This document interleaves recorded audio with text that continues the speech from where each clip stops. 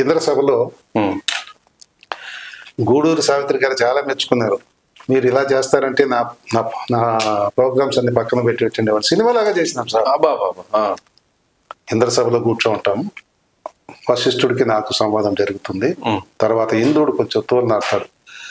ఏమో ఈ ఇంద్ర, మేమందరము నిన్నొక పెద్ద చేసి ఈ చింతామణి పీఠం నుంచినందులక నీకింత కండ్ల కావరం, నీకు సురాధిపత్యము దొరికినదన్న పొగరుచే గ్రుడ్డు వచ్చి పిల్లని వెక్కిరించిన చందమున మాకే ఎదు తిరగ సరిగినావురా అని చెప్పి అప్పుడు ఆ సందర్భానికి తగినట్టు గౌతము పడ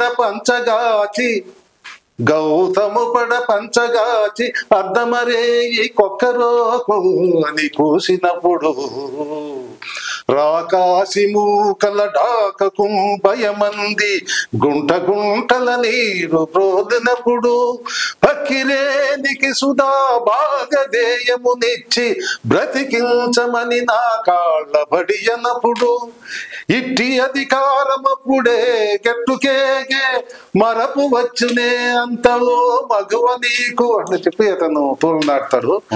ఈ పద్యములోని సందర్భం ఎందుకు వచ్చిందంటే గౌతము పడ పంచగాచి అద్దమరే అంటే ఇంద్రుడు గౌతమ మహర్షి భార్య చాలా అందగత్తెట.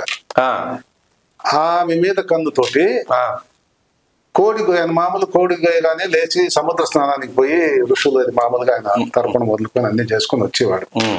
ఇంద్రుడు గౌతమ మహర్షి యొక్క భార్య మీద కన్నుబడి 2 గంటలకు పోయి కూసేసినాడు కోడిలాగా.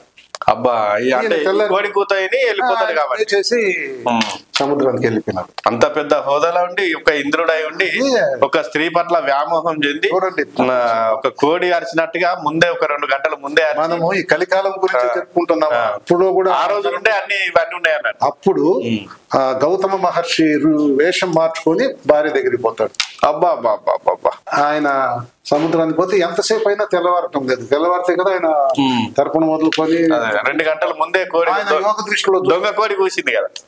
యోగ దృష్టిలో చూసేశాడు మహానుభావుడు కదా గౌతముడు. వచ్చేసి ఈమె గమనించేస్తుంది, అర్థం చేసుకుని మన భార్య కాదే, మన భర్త ఉన్నాడు అంతే అని చెప్పిన భార్య ఆమె ప్రకటిస్తే వచ్చి గౌతమ మహర్షి వచ్చి కమండలం నుంచి చెప్పిస్తాడు ఇంద్రుడిని. చెప్పిస్తాడంటే చిన్న చెప్పించు కదా, అది బాగా హిస్టారికల్ విషయం తెలిసిన వాళ్ళకి తెలుస్తుంది. ఆయనకు ఒళ్ళంతా యోనిలైపోవు కాకని చెప్పించినారు. ఒళ్ళంతా అన్ని పక్కన అన్నేవే. దేనికోసం అయితే తాపత్రయపడి ఒక పెద్ద హోదాలో ఉండి ఇంద్రుడై ఉండి కూడా ఒక తప్పుడు మార్గంలో వచ్చిండో ఒళ్ళంతా ఆయనకు అవే అయ్యేటట్టు మళ్ళా దానికి కాళ్ళపడి ఏదో చేస్తే మళ్ళీ ఆ శాప విమోచన మళ్ళీ ఆయన శాపం ఆయన వదిలితేనే దాన్ని లేకపోతే అంతే కదా ఉందిలేండి అలా వచ్చింది.